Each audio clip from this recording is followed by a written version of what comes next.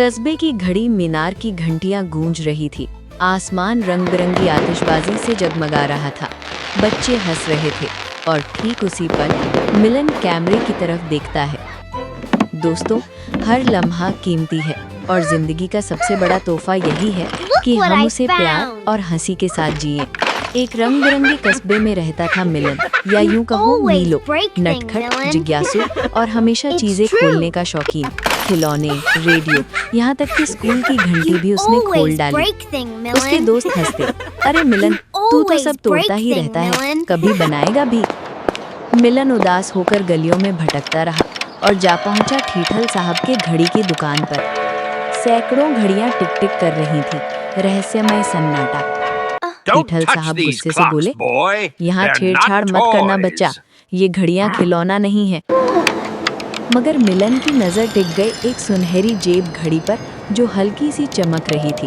ठीठल बड़बड़ाए, ये घड़ी, इसमें वक्त का राज है। रात को मिलन चोरी छिपे वो घड़ी उठा लाया और जैसे ही उसे खोला, पूरा कस्बा जम गया।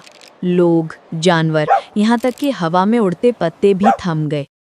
घड़ी से सुनहरी रोशनी फूटी और उसमें से निकले दो नन्हे नन्हे घड़ी परी, टिक और टॉक। टिक बुलक्कर अंदाज में बोला, अरे हम कहाँ आ गए? ओ हाँ, मैं टिक हूँ। टॉक तुरंत सुधारा, और मैं टॉक, ये घड़ी टूटी हुई है, अगर इसे ठीक ना किया तो समय हमेशा के लिए यहीं थम जाएगा। मिलन घबरा गया, क्या? तो फिर मैं क्या करूं? टिक ने कहा, परीक्षा देनी होगी। टॉक बोला, दया, साहस और प्रेम की परीक्षा। कस्बा जमी हुई तस्वीर जैसा था। मिलन ने देखा एक छोटा पिल्ला हवा में आधी छलांग पर अटका हुआ था। टिक बोला, इसे छुड़ाओ, तभी पहला टुकड़ा मिलेगा। मिलन ने मेहनत से पिल्ले को निकालकर उसकी मालकिन के पास रख दिया।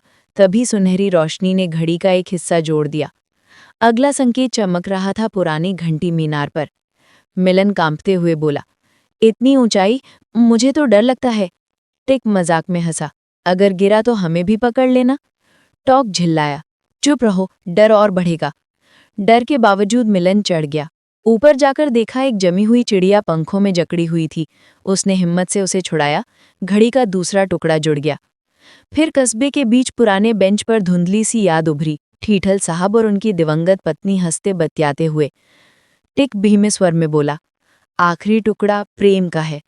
टॉक ने कहा, वादा करो, ये घड़ी ठीठल साहब को लौटाओगे। मिलन भावुक होकर बोला, हाँ, वादा है, वक्त उनका हक है। वादा होते ही घड़ी पूरी तरह चमक उठी। मिलन घड़ी लेकर पहुंचा ठीठल साहब की दुकान। जैसे ही उसने घड़ी सौंपी, पूरा कस्बा फिर से चल पड़ा। लोगों को कुछ याद नहीं रहा, मगर ठीठल साहब की आंखें नम थीं। उन्होंने मुस्कुराकर कहा, समय घड़ियों में नहीं, हमारे पलों में बसता है। तूने ये राज सीख लिया बच्चा। कस्बे की घड़ी मीनार की घंटियां बज उठीं, आसमान रंग बिरंगी आतिशबाजी से भर गया। बच्चे हंसते रहे। मिलन कैमरे की तरफ देखता है और कहता है, अगर आपको ये कहानी पसंद आई हो तो इसे लाइक करना, अपने दोस्तों संग शेयर करना और हमारे चैनल को सब्सक्राइब करना बिल्कुल मत भूलना, क्योंकि आपके हर क्लिक से हमें और भी कहानियां सुनाने का हौसला मिलता है। और जैसे ही घड़ियां एक साथ टिक टिक करती हैं, स्क्रीन धीरे धीरे ब्लैकआउट होती है। धन्यवाद। अगली कहानी तक अपना ख्याल रखिए।